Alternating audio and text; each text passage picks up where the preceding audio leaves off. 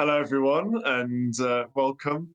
Today, I have the privilege to talk to two of my good friends and the band members of Date Destiny, Ben and Korbin. Now I'm flying with my mind. It seems to happen every time. How are you guys doing? Pretty good, thanks, yeah. Pretty bad. Pretty good. Yeah, what have you been up to recently? Work and Yeah, real. music, so the usual for me. Yeah, same here, to be fair. I've been helping my dad at work for like past 3 days or 4 days now. And other than that, it's just been doing music, chilling, to be honest. Which pays better? Music or the work? Is that a question? Yeah, no comment. So, yeah, today is just about giving your listeners and others who may not have heard of you yet just an idea of what you guys are all about, where you've come from, and what you guys are going to be doing in the future. So Sounds good. I hope that the answers to the questions rather that I've got prepared will allow you guys to sort of just share and be able to talk about what you guys have got planned and allow people to get to know you a bit better as well. So, what is A Date with Destiny, and where did the name come from? See, Over to you. damn it. See, that's an interesting one because that was the one question before this started. I had to like remind myself because all I can remember about the name is I wanted it to be unique, obviously. So we were like, the only ones that came up when you searched for it. And I think the idea was for it to be sort of hopeful, which is ironic given that most of our songs are quite bleak. And a little fun fact, I think the original name for the band was going to be something like Heaven Awaits or something like that. I have no idea why. Oh, I can't remember what. But yeah, it was meant to be something like that. But we just thought that we might be confused with like a Christian rock band or something. Yeah. Me and Korbin both agree that we want our music to be something that people can just sort of either listen to or when they come to a show, just like switch off and just get lost in the music, I suppose. Forget what's going on in the world around them. Oh, that's really cool. I didn't realize about that origin. That's really interesting to know. And you kind of touched on a question that I had for you as well, which was, were there any other names that you considered? Oh, yeah, well, there you go. Besides that, well, for me and Korbin, Beyond Earth, we were going to make. Yeah. That, but then we just decided you have your own thing going. You've got your little tiny fan base and start point and an entire album, so might as well just sort of add on to that and create a different sound instead of building from the ground up again. So yeah, definitely. I mean, for me, the original plan was when I started university to keep doing A Date with Destiny as almost like a side thing, and then start a new band with Korbin. And then obviously Jacob left, and I was like, do you want to just do that instead? Like, that would just be easier. Sure. Yeah, similar vein to how we've started out. Mm-hmm. How would you describe your music to somebody who's never listened to it? I'd say it's always rock orientated. I think that's safe to say. We're always in that umbrella. But I'd say one thing that's very important to us is that we try not to always just sound the same, and we always try not to, or we always try to, I suppose, push the boundary slightly. Like we don't just write a rock song, like you've heard a million times before. We always try and do something slightly different to it, whether it's instruments or fusing genres or whatever it may be. Yeah, that's one of the things I've always really liked about your band is just how creative you guys are. Thank you. More of that to come. Yeah. So, there's always been a really good mix of mood and the instruments that go and accompany Yeah, I've just always really enjoyed that creative side of it, and you've always also been a band that likes to sing about a total variety of different things. Yeah. You've got your Raw Britannia. What, Classic. it's just so out there. It is. It is. And then you've got your latest release, Hopeless, which is completely different ballpark. Absolutely. Yeah. When you start the songwriting process, is it what is it that it starts out as? Is it you've got a rhythm or a beat that you like and you think, oh, I want to add some lyrics to that, or is it you have a feeling or a thought and you want to put that onto pen and paper? I mean, I suppose it's different for us both slightly. So, I mean, for me, I suppose I usually think about, weirdly enough, I usually think about lyrics last, which is probably bad, but it's just like, I guess it's just because I'll come up with something on the guitar first, or a chord progression or something. Honestly, it's weird because I feel like the first few steps of writing a song is slow, but then the second we have something going, I feel like it just clicks and it doesn't stop and it just keeps going and it sort of just builds from there. That's what I think anyway. For me, it's not. I hardly ever, or any of my sort of things that I've done on my own, or just like stuff to do with A Date with Destiny. So, like for example, if I can't think of a drum part, I won't sit there and try and figure one out. It will just come to me out of nowhere. So like I've had it at work countless times where I've been in the middle of a shift and then I've thought of like a melody, or I've thought of a drum beat, or I've thought of something, and I'm like, oh god, I have to record this because I'll forget it. So I'll just get my phone out and just whisper the melody, or go like yeah, so it just always come out of nowhere. I hardly ever like sit down and just be like, right, I need to make a song. It will just be like I'm messing around and I'll be like, oh, that sounds good. Hang on, let's see if we can do this, and then it just sprouts out of nowhere. Really, I would say Yeah. any idea, no matter how big or small, note it down in some way. Like even if you think of a really cool lyric or a cool rhyme, shove it in like a spam thing. 100%. Like I have like in my notes just loads of things, just random like lyric ideas, and if I think of one, I'll be like, oh, well, I'll shove that down there. And then when you're making a song loads in the future, you'll be like, let's check the vault. You got stuff to go back to.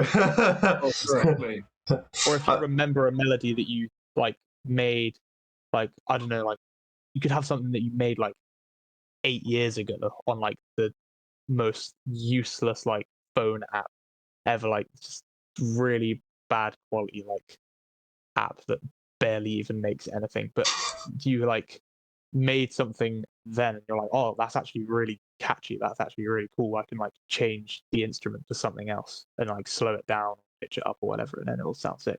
That's awesome. And talking about uni, it's obvious that you're both committing to music. Is music for both of you be all and end all? That is what you want to do moving forward?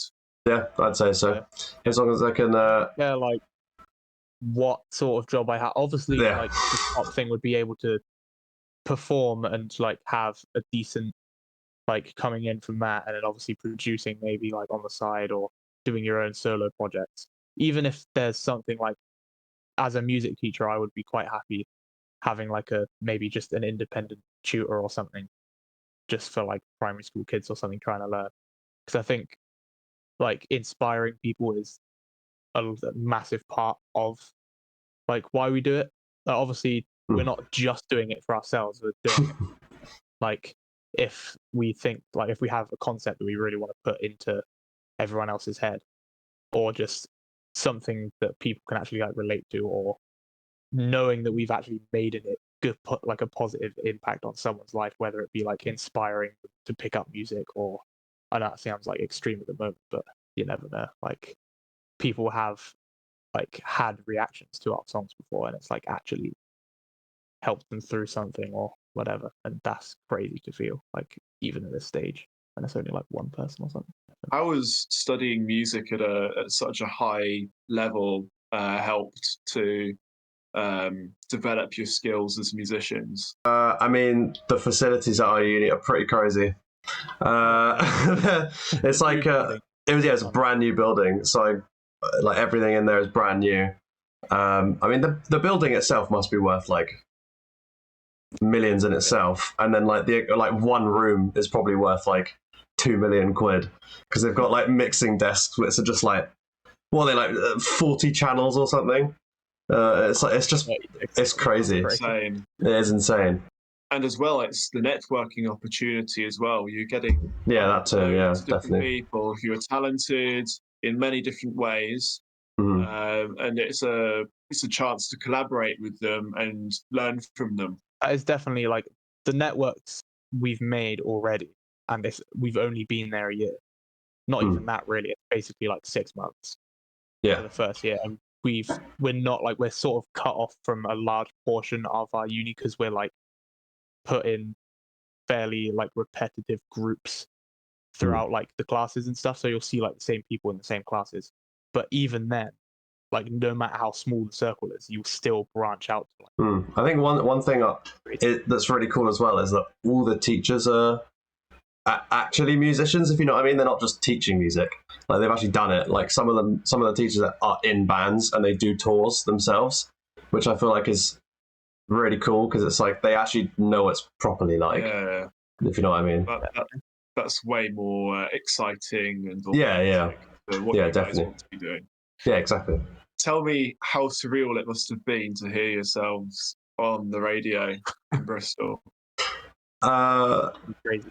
It was pretty crazy. Because I was like at download when Hope. Oh yeah.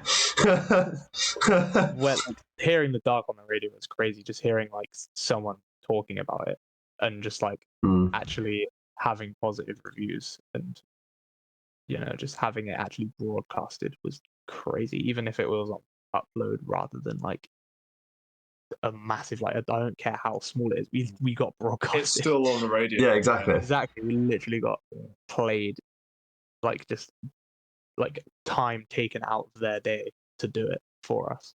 Yeah. Like, how much feedback did you guys get from it? It wasn't so much feedback. It's just more.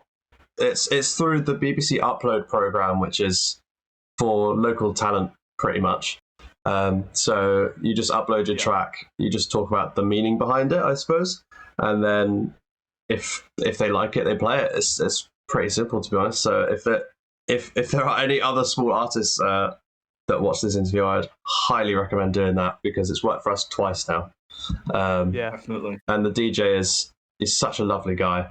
I really hope that we can go into the studio one day so we can actually like say thanks to him in person and talk to him. Yeah, of course. Where did your musical journeys begin for both of you? Start with Korbin first. Well, I didn't really start listening to music properly until like around year 9, 10, 11, which sounds a bit crazy because like a lot of people were introduced to music like since they were born, like their parents would make them listen to the music they listened to and stuff, but my parents didn't really do that much. The only things I really heard were like things on the radio in the car, like or on my parents' CDs or whatever. Me and my brother used to play Geometry Dash all the time. That was pretty much the only music that we were introduced to. But then when I switched from, like, I originally was going to do computer science as one of my GCSEs, but then I scrapped that entirely because I hated it.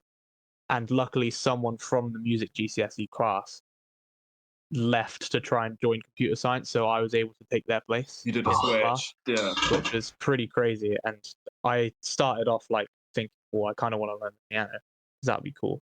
But then towards the end, I did, like, we had to do an ensemble performance, so I was like, piano and guitar don't really work too well to make like a really easy just rock song or whatever. So Korbin, try out the drums, said Ollie, my best friend. And I was just like, oh, this is cool. I'm like all right at this. I didn't even know that you had to do like that with your hands. I was just like, 5 years later, actually like decent now. It's so interesting that sort of so late into Yeah, exactly. like into your sort of I guess your end of like school and like your academics that you realized, wow, this is for me, and to have gone so long not knowing that, and then to just have suddenly realize, wow, Yeah, I love exactly. this is for me. And I mean, we've all got to figure that out at some point. Exactly. That's But why I think it's so it, important to just not um, worry too much if you haven't figured out what you do yet. Like, there's loads of people I know that are all like, "Oh, I don't know what to choose for uni. I don't know what to choose for college, or I'll just, throw a dartboard at the dart at the dartboard, whatever it picks. I'll do that as a degree." It's like you have to wait until you find something that you actually are passionate about, and then and Ben, what about you? Tell us about your journey. So I guess I had a similar weird thing where music kind of came out of nowhere because I think it was year 7, and I had this great music teacher. Like, he was a lovely guy, and he was always trying to get people involved, and and I think he literally randomly just said, "You should just learn guitar. Just do it. Why not?" Because they had lessons at school. So I did, and I haven't stopped since, to be honest. Because I learned guitar, I think I went through the stereotypical phases that guitarists go through, where they start off with like the classics, like AC/DC and Green Day, because they're like the easy songs to learn. And it was only really during lockdown where I think I got into some proper heavy stuff, like metal. And that's basically what I listen to now. I don't really know why. I guess I guess it was just how I was feeling at the time. I really don't know. Well, one of the positives of lockdown for me was that it properly became a hobby for me at that point, because I got a piano and I just self-taught myself the piano, because what else could we do? Yeah. And yeah, I guess that's where also my love for like the more production side of it came as well. Going on the computer and doing all the stuff for it as well. Yeah. And a lot of that self-taught.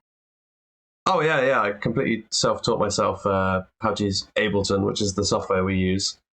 How to record, all that sort of stuff. Yeah. Well, do you see yourself as a guitarist first or a singer? Ooh. Oh, that's hard. If someone asks me what instrument I play, I always say guitar first, if that makes sense. Like, if I meet someone new. But I guess for the band, I'd say singer. I suppose vocals are the thing people remember the most, isn't it? Of a song. Most of the time, anyway. Guitars get girls, right? Yeah, totally.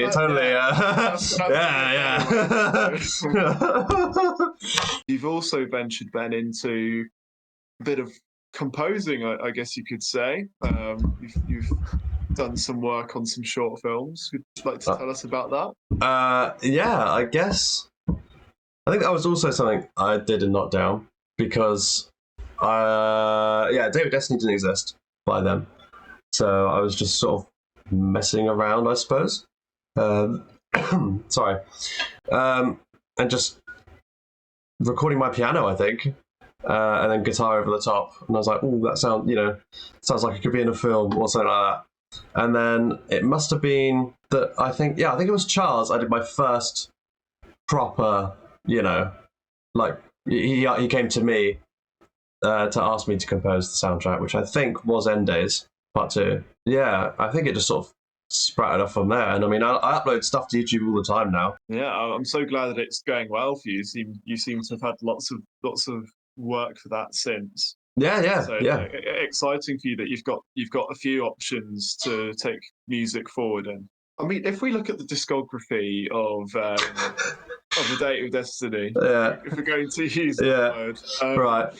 It was interesting when you said earlier on when I asked you how do you describe your music, and you said, "Oh well, we're a rock band." And it's true, the majority of your music is. But it was interesting that Stuck in a Cycle. I knew you were going to say that. Yeah. It's interesting that the Stuck in a Cycle is so different to the rest of the music that has followed it. How would you describe your journey with a date with Destiny, from the start to the end, and just sort of describe the thought process and how your music has evolved over time. Well, Stuck in a Cycle, I think, was like our gateway song, if you like, where, because, you know, it's acoustic, so it's like everyone will sort of vibe with it. But we always knew that originally we were going to do punk and rock, and that's what the album was going to be. And I think everything stemmed from an idea of the album. Yeah, I think it's all natural progression from right from the start, I'd say. Yeah. One of the things I love about that album is how experimental it is, and it's indicative of it being the first album. You're trying to figure out what people like, what you guys like, and what you want to push moving forwards. And you're all just about learning about the whole music productions as well. It's I mean the quality, and this is not to knock your first. Oh no, song, I totally get it. The quality is has really improved over time. So again, something you guys can be really proud about. What have you got planned for the future, or is that closely guarded? Do you want to you can take this one?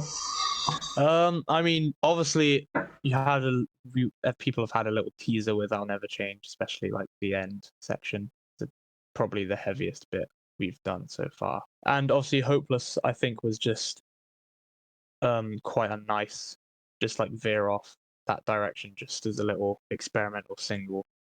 Just a more like nice, simple, catchy sort of thing, just to lighten it up a bit. And I think going forward, we're going to be quite experimental and trying to get towards just slightly different, but not too different that it's a massive jump and people don't like it or whatever. Yeah, I think it's safe to say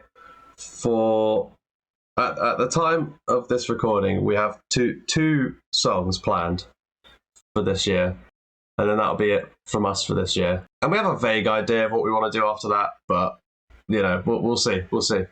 Very mysterious. Indeed. Now, Korbin, I have a cheeky question for you. Oh, what is my cheeky question? Right. Seeing as you are the newest member, and several songs released before you joined, which are your two favourites, and which are your two least favourites? Least favourite. Oof. The thing about that, right, is I don't know all of the ones that we've actually released before because I haven't listened to all of them. What? outrageous. Whoa. I think my two favourites, I do obviously have a soft spot for "I'll Never Change" because it's like our little baby. The first one we made. It's like it has a unique feel to it. It has like its little reminiscent sound to it and whatever. It's going to be a classic, I reckon.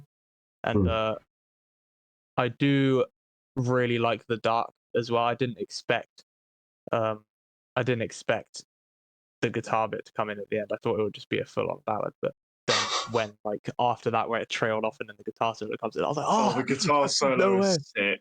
Thank you. Comes out of nowhere. I really liked it. Yeah, I love it. Obviously, "Social Rejects" as well. I really like that one. Very catchy and classic. It's quite really good like opener, I reckon. And the fact it comes perfectly from "Don't You Know," just like really nicely leads into it, and it's just a really nice energy song. I really like "Soul." I've listened to that like a couple of times. I really like underrated. It's very vibby, I would say. Really catchy for us. Yeah. Yeah, we'll stay positive on the music. I would say my least favorite if I had least favorites, but I haven't listened to the rest of the album yet. I've listened to October the whole way through. That's really nice as well. So I don't know what I can say for my least favorites until I've listened to all of them. We haven't really addressed yet how you both met. So if you could talk us through that, and then talk us through how it ended up that Korbin came to join A Date with Destiny. It was very out of the blue, wasn't it?